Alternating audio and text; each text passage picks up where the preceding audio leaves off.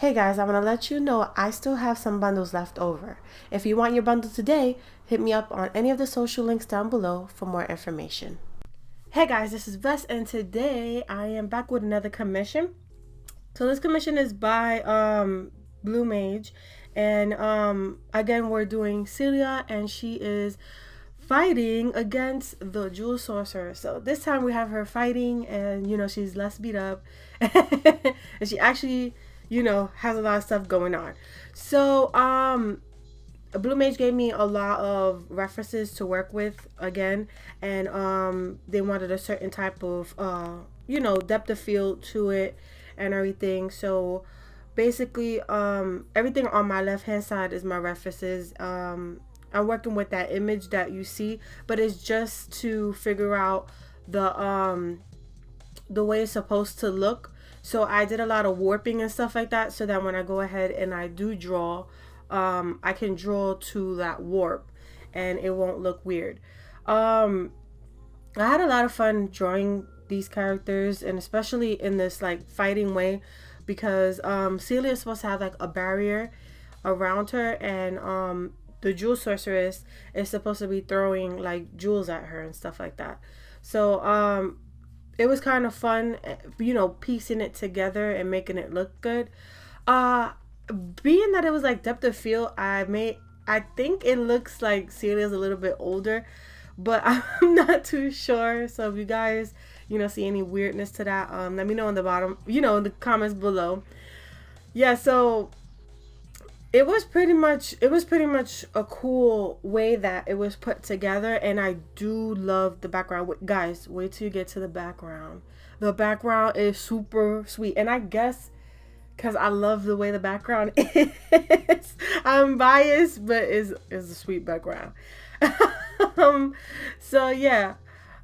Yes, so what I did was I made Celia in a defensive pose, like the way she's drawn the reference, because I wanted the shield and the defensive pose to make like the shield is doing something rather than just being there. So that's what I did for Celia. And then for the sorceress, what I did was I put her hand upwards, and the reason why I put her hand upwards was because of the wand, and that's supposed to be creating the jewels, or yeah, the jewels that are supposed to be attacking the barrier. So yeah, it came together really nicely. Even with trying to draw this Jewel Sorceress, because I had to draw the Jewel Sorceress from behind, and I really couldn't get the face or whatever, but it's okay, because what I did was I just went along with the patterns that it was showing me here on the reference picture, and I just pretty much winged it. I didn't look for anything that showed the back of her or anything like that. I just pretty much winged it, and it came out looking really good. Even with the crystals and stuff like that, I pretty much winged it. But the difficult part was trying to get the crystals like on the top of the head, and even the attack blast, the crystals was a challenge, because usually I don't draw crystals it deformed like that, and it was just it was weird in its own way. Like I got everything else down, but everything else was weird. Yeah, so that's pretty much my struggle in getting this piece together.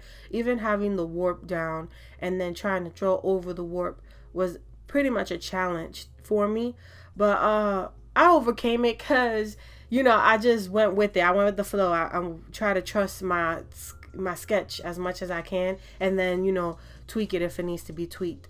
So that's the good part. Like the sketch itself was pretty good to just go over and just clean it up a little bit.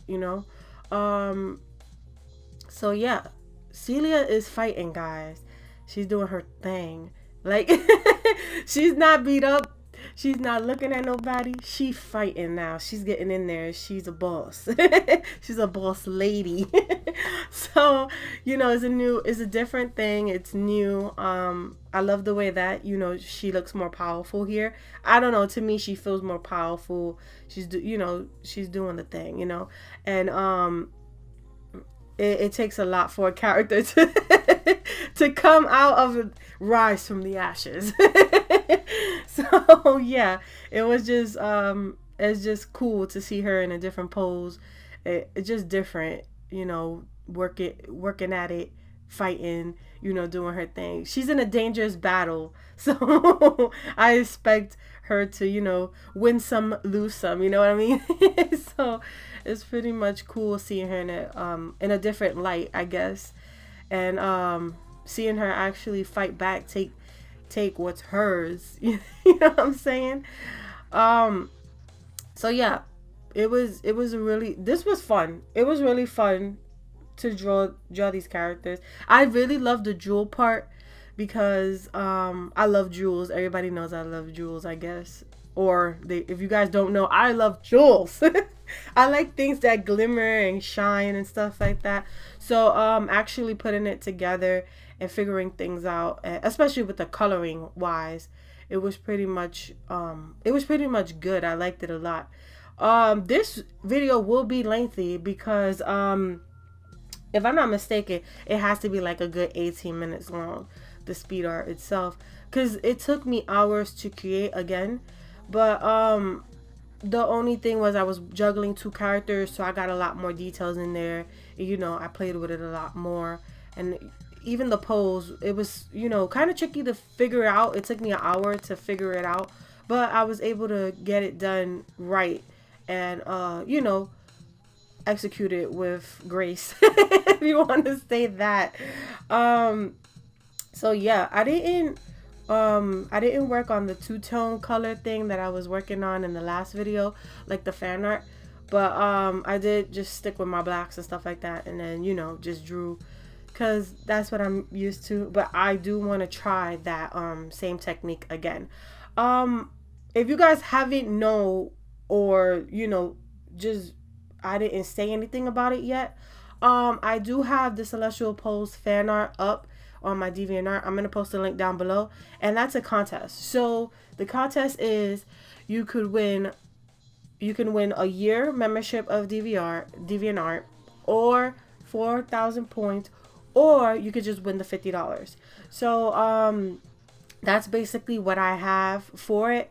I'm gonna go ahead and do a small video and go along with the details to give you guys, for the people who don't know DeviantArt and stuff like that. When it goes to submitting, I think I'm gonna go ahead and just have people submit on DeviantArt, because it's a lot more easier, and things won't get too cluttered, and it'll be right there, so my judges will be able to see it and stuff like that, and they won't have to be like, Vess, where is that? So that's my thoughts on it, and that's pretty much what I'm going with right now. So if you guys are really interested in trying to try to be part of the contest, you can go ahead and be part of the contest. But a lot of people had a lot of questions about the intermediate and the expert. Some people who were experts was like, oh, I'll go to intermediate. But what I had intermediate for was for like beginners and stuff like that, like people who still learning and they're good, and I left it open. I didn't want to call it beginners, because honestly speaking, if you've been drawing for years and you're still progressing, you're intermediate artist. I'm sorry, you're not a beginner just because you like, hey, my stuff looks like a stick figure. If you've been drawing a stick figure for a year and your stick figures are getting better, you're intermediate artist. I'm sorry. That's how it works. So intermediate is for like beginners, to people who's like, maybe it's good, maybe it's not good. You know what I mean? Like people who feel like their stuff shouldn't be in the expert level. Expert is like people that what it is, what it looks like. If it quacks like a duck, it is a duck. You know what I mean? Like if it looks like an anime character, and the anatomy is okay, the hair is good, the eyes are good, everything is, even if it's okay, but we know that it looks like an animated character, I feel like that's expert. Like if your stuff is, if you don't, I don't know how to explain it, but it's like if your stuff is like, It's like my stuff back in the days. If your stuff looks like that, like how the wiggly wobbly hips and all that, that's expert to me. Like, you're making justice. You're doing something with your art. Your art is progressing a lot further. You know what I mean? Um, it's really up to you on what you decide. Again, it's not, you can't post in intermediate and you can't post in expert. It's just, if you're intermediate, you're intermediate. If you're expert, you're expert. You can't do that. But I'm gonna speak more about it in a separate video. I guess I'll just make a video on it and link everybody to it so that they can go ahead and go tag tag along with the other art artists and stuff that's gonna submit. And also the deadline is January 1st, so you guys have from now all the way to January 1st, because I was thinking about people who was in school still, and I was trying to give them time also, because there are a lot of people who are still going to school and stuff like that, and I feel like school is more important than anything. So I'm giving people time for that too. And that's about it for that. But yeah, guys, take a look at this. This jewels are looking good. Really good. I didn't know how to execute it, honestly speaking. Like from the image from the side, they had like stuff all over the place. So I was like, I don't know if I should do that. So what I did was I ended up just trying to execute it like I execute my celestial pulse pendant for Fuji. Like I try to execute it the same way, so that it gives it that little shine. It's a jewel. Like I said, if it looks like a duck, it is a duck. If it looks and it quacks, it is. And that's basically how I felt about this piece when I finished it a little bit. I did go crazy with the whites because jewels do shine, so I was like, hey, why not? You know what I mean? You know what I mean? And then being that I feel like this sorceress is metallic in its own way, because just the way the black and the gold, it just made me feel like it was metallic-y. So I added some whites there too. Yeah, I had pretty much a good time with coloring it and figuring it out. I did go crazy with the whites though. I'm not gonna sit here and lie. I did go crazy with the whites, and I did like the way it came out. It came out really good. I didn't do too much to Celia because Celia was far away. Like when I backed up, she was far, and I was like, wow, she's really far. But the most I did was hit her off with airbrushes and pen tools and stuff like that, so that she can pop out just a little bit more. And then on top of that, the barrier got in the way. Don't know why, but it did. And I was just working on it, making it look good, even though she's far away and you're not really gonna see all the detail. I try to like make her look at least some type of decent, at least. I didn't give her blushies or anything like that because she's fighting, so she wouldn't be blushing. She'll probably be angry more than blushing and stuff like that. I did do shades in her eyes because I felt like, I wanted to complete her. I didn't want to just leave her the way she was. And yeah, everything else was just airbrush all the way, because like again, she was far away, so you'll see the detail, but you really won't see the detail. Like it was iffy, and I kept backing in and out so that I know that I was doing right. But it came out the way it came out. And like right now, you can see how it looks. It looks like I did do the line work, but I didn't do the line work. You know what I mean? Like for the coloring. But I did I went ahead, I made my brush a little bit smaller. I went over the edges to make it a little bit more darker and stuff like that, just so that it could pop. Cause I didn't just want to leave her empty handed. Like I did a lot for the jewel lady, and that's because she was really close. But for Celia, I went ahead and did airbrush, and I just played with it, gave it like a smaller brush, and then I gave it a thick brush so that I can just blend it all in. Yeah, but this was like a real good work in progress.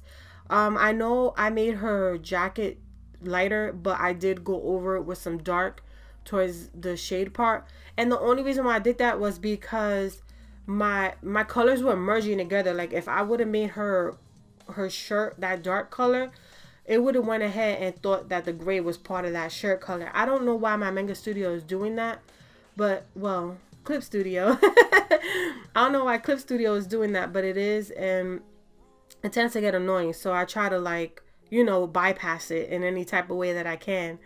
For the hair, I also did an airbrush. I went over with the pen tool, then I went with the airbrush, and then I added some highlights and stuff, which was kind of cool.